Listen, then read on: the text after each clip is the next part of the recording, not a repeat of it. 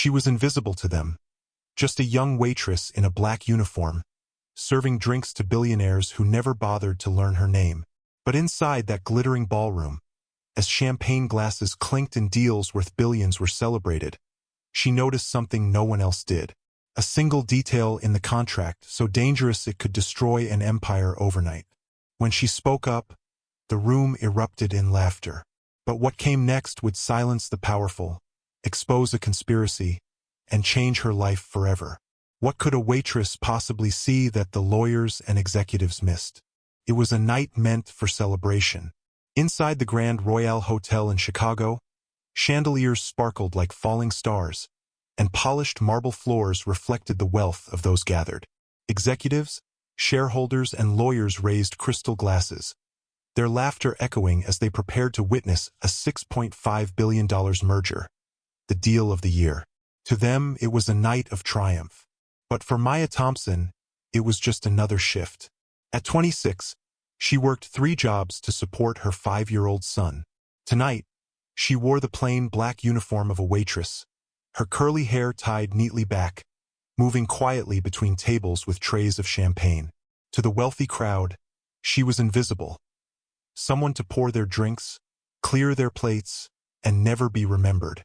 Whispers followed her as she passed. A man smirked that she belonged in the kitchen. Another joked she couldn't possibly read a contract. A woman in a red dress laughed, saying that she must have come to collect leftovers. The insults stung, but Maya kept her head high, refusing to let their cruelty break her stride. Yet behind her calm face, she carried something the room didn't know.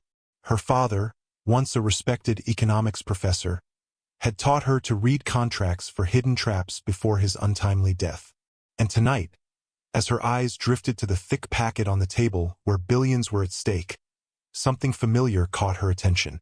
A clause so dangerous that it could ruin everything in just weeks. The night was supposed to be predictable, but for Maya Thompson, it was about to become unforgettable. As the night wore on, the ballroom buzzed with confidence. Lawyers toasted to their brilliance, shareholders boasted about profits that hadn't yet materialized, and the billionaire host, Edward Carlyle, sat proudly at the head of the table. The air smelled of champagne and polished power. But Maya's eyes kept drifting back to the contract. She had seen her father dissect documents like this at their kitchen table years ago, warning her about clauses that looked harmless but carried poison beneath the ink. Tonight, that memory felt like a ghost tugging at her sleeve. Her pulse quickened as she spotted it. A reverse transfer clause, buried deep in the merger. If signed, it meant Carlyle's company wouldn't just merge, it would surrender everything within 30 days. Billions in assets, hundreds of jobs, years of work. Gone. Maya felt her throat tighten. She wasn't supposed to be here for anything but pouring drinks. But if she stayed silent, she knew what would happen. Summoning her courage, she stepped closer to Carlyle's table. The chandeliers seemed to blur above her as she leaned down and whispered, "Don't sign that." The reaction was instant. Laughter rippled through the table. Executives scoffed. One leaned back and said loudly, "Did the waitress just interrupt a billion-dollar business?" Another chimed in, "Maybe she thinks this is story time." The lead attorney, Dr. Alan Mercer, sneered, shaking his head. "A waitress lecturing us on corporate law? This is beyond insulting." The humiliation burned. The manager rushed over, eyes wide with panic, hissing at Maya to step back before she lost her job. But she stood her ground. Her voice steady, she repeated the words no one wanted to hear. Transfer of all parent company assets within 30 days. The laughter faltered. Chairs creaked as men in suits shuffled through the contract, eyes darting across the pages. Silence spread like wildfire. Someone muttered, "She's right." Suddenly, the air shifted from smugness to suspicion. But suspicion quickly turned to cruelty. "How would she even know that?" a woman scoffed. "She probably memorized a line from some textbook." Another whispered just loud enough, "This is why you keep the help where they belong." Their words weren't just dismissive. They carried the sting of a hierarchy she had felt all her life. Maya's hands trembled as she slipped away from the table, but she didn't retreat. Instead, She reached into her pocket and pulled out her phone. In seconds, she sent a message to Professor David Ellis, her father's old friend and mentor. For years, he had guided her in secret, helping her study economics and law after long nights at her multiple jobs. Tonight, she needed him more than ever. His reply was immediate and chilling. Maya, this isn't a merger. It's a hostile takeover disguised as a deal. If they sign, Carlyle's empire collapses in 90 days. Her stomach dropped. Around her, the ballroom continued in uneasy chatter, the weight of her warning pressing down like a storm cloud. She knew she had just placed herself in the crosshairs of powerful men who wanted her silenced. And then, just as doubt began to cloud her resolve, the ballroom doors swung open. A familiar figure walked in carrying a heavy leather briefcase. Gasps filled the room. Professor Ellis had arrived, and with him, the truth that could shatter everything. But the question was, would they listen before it was too late? The ballroom froze as Professor Ellis set his briefcase on the polished table. The weight of his presence silenced even the loudest voices.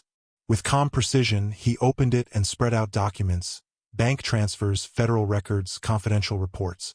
His voice cut through the air like a blade. This is not a merger. This is the largest money laundering scheme in 2 decades. Gasps echoed. Faces turned pale. Shareholders who had been celebrating minutes earlier now flipped through the papers with trembling hands. But the fiercest resistance came from Victor Hanley, the bald architect of the deal. His jaw tightened as he slammed his fist against the table. Lies. This is a setup. You dare take the word of a waitress over mine. His words dripped with contempt, reducing Maya to nothing more than her uniform, her skin, her status. Murmurs rippled. Executives whispering that she must have stolen documents, that people like her didn't belong in rooms like this. The humiliation was sharp, cutting deeper than any insult before. And yet, Maya stood taller. Her heart raced, but her hand didn't shake as she pulled out her phone. Then explain this, she said, pressing play. The ballroom filled with Hanley's own voice, recorded in the hotel restroom just hours earlier. In Spanish, he spoke clearly of finishing the operation tonight before the feds arrive. The words, undeniable and damning, echoed against marble walls. Panic erupted. Shareholders staggered back from the table. Carlyle's face drained of color as the enormity of what nearly happened hit him. Mercer, the lead lawyer, scrambled to gather documents, his composure unraveling as his own name appeared in wire transfers. The platinum-haired socialite wept, realizing her fortune was tethered to a criminal. Then came the crash of heavy doors.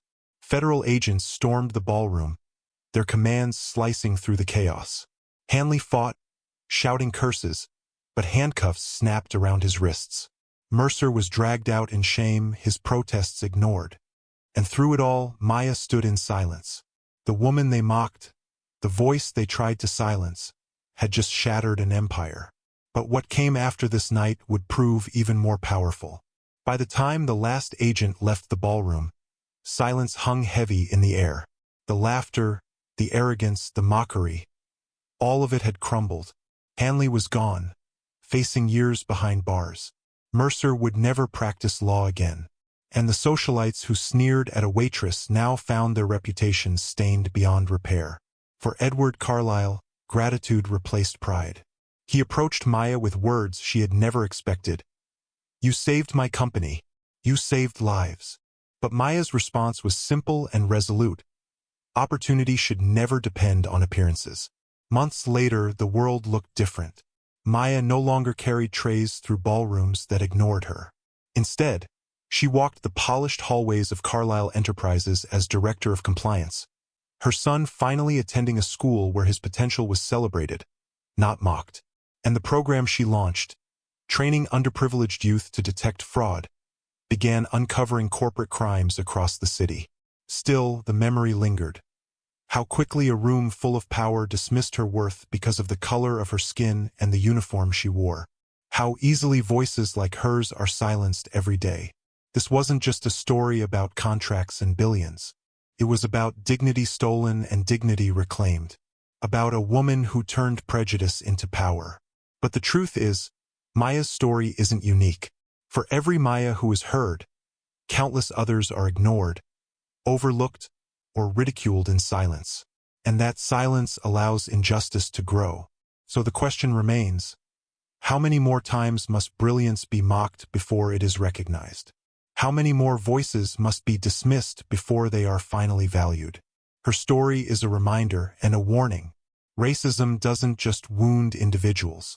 It robs entire communities, entire nations, of the very brilliance that could change everything. What do you think? Should Maya's courage be the standard we celebrate, instead of the wealth that tried to silence her? If the story moved you, share it with someone who needs to hear it.